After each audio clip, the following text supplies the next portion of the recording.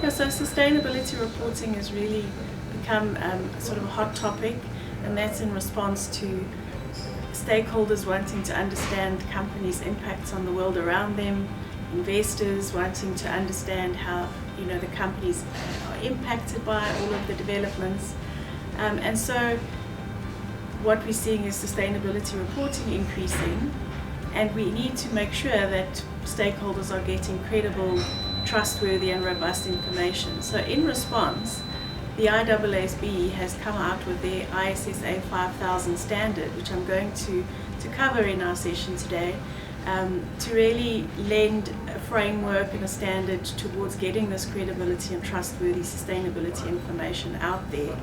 So SAICA members and obviously beyond, so those preparers of the information, those that provide assurance over the sustainability information, really need to start understanding what ISSA 5000 is all about, and getting ready to respond to all these requirements.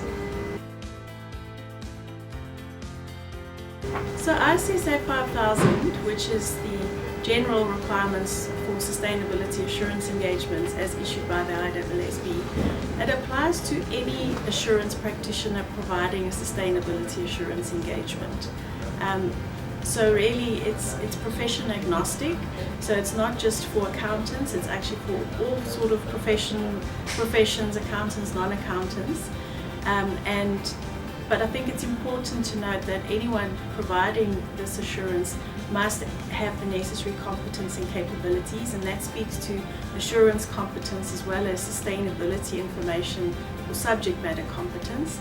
And the other two important caveats for who can apply this is that the individuals or the firms must have compliance or apply the ISSA ethics framework, which has just been released and specifically relevant for sustainability assurance engagements. And also the firm or the individuals performing the assurance must have a suitable quality management standard in place, either ISQM1 if you're underneath that regulation, or something that's at least as demanding as that. Yeah, so the ISSA 5000 standard covers all types of sustainability assurance information, so regardless of the framework under which it's being prepared.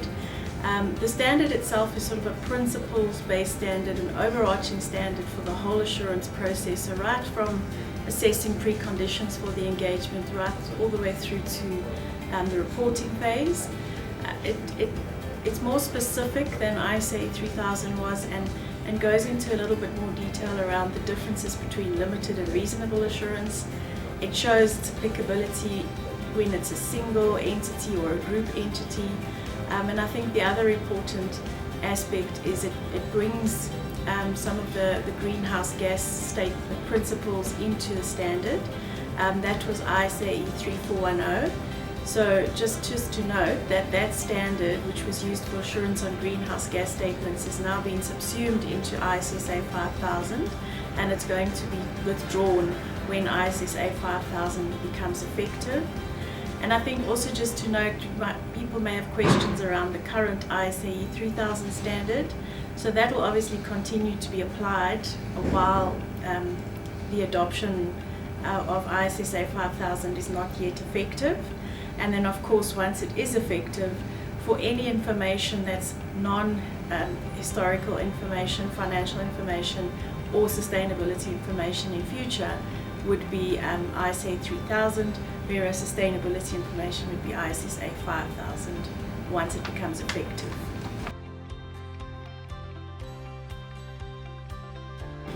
ISSA 5000's adoption or implementation date is for sustainability information reported on or after mid-December 2026, and of course early adoption is permitted.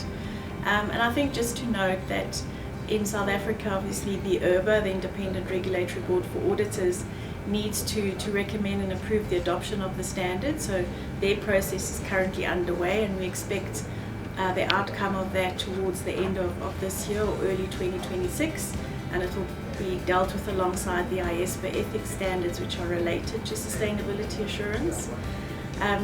So I guess the question is, in terms of implementation and adoption, what should you be doing in the meantime while we wait for that period and the IRBA approvals to come through. I think it's really about familiarizing yourself with what the standard's all about.